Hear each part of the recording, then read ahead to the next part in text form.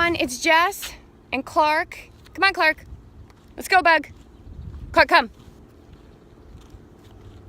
There we go. A little slow to respond, but that's okay. He does. He's a good boy. We're coming to you with the Wednesday wisdom today, and it's been in my awareness really heavily lately, especially even in my own life, about how we limit ourselves, how we limit our potential by labeling who we are and how we move through the world. And when I say limit, I mean, we put these ideals, it's like we create a box around ourselves. And this is who we are, and this is the role that we play in this world. And for most of us, changing is a scary thing. And it's something that we don't really want to look at. Let me tell you, I didn't want to look at the box I put myself in for a long time. But how do we start to look at it? And what do I mean by the box? Clark, come. Here he comes. What I mean by the box is comments like, I'd love to do a triathlon, but I can't do the swim. I'd love to run a marathon, but I've never gone that far. I would love to be a teacher, but I'd have to go back to school, and it's too late to go back to school.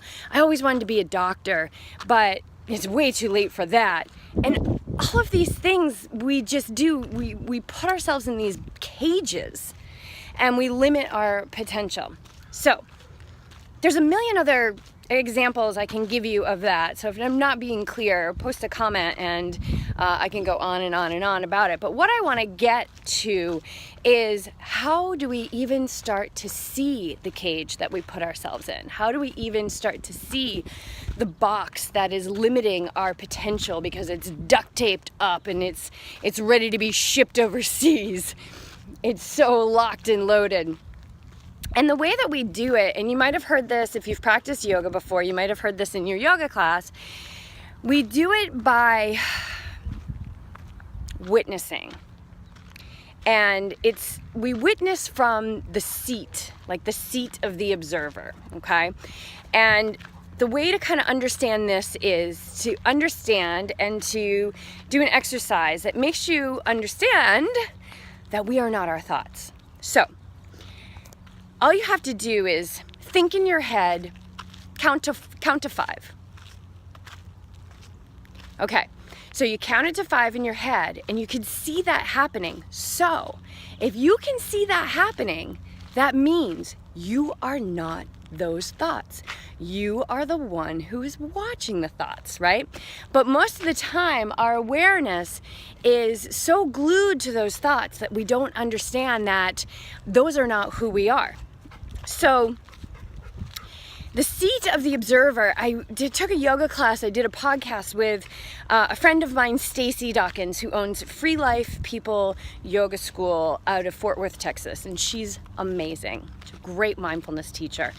And she talks about the seat of awareness as, if you think about a wheel, so let's think about your race wheel, and the hub right in the center of it, okay?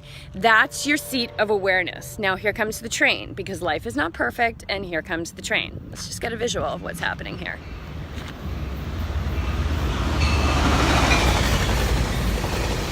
Right?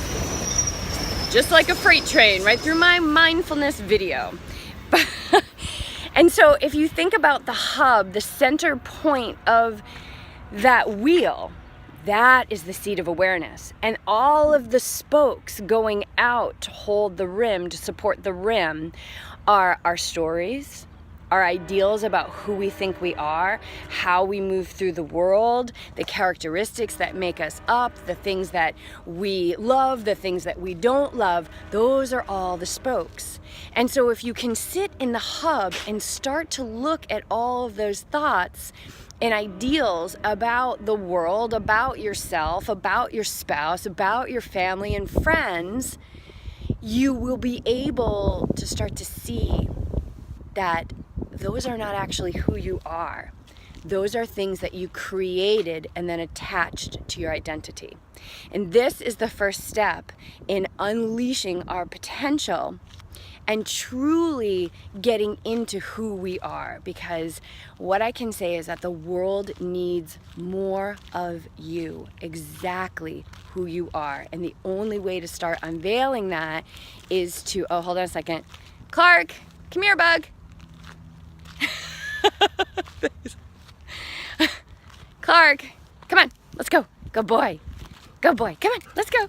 Have a good day. The only way that we can start to peel back those limiters and those labels is to see them. So you have to be willing to see them. You have to be willing that and open to the idea that there may be change in your future. But what I can tell you is, as you step into who you are and what you're supposed to do on this earth, you will see that who you truly are is exactly who you want to be.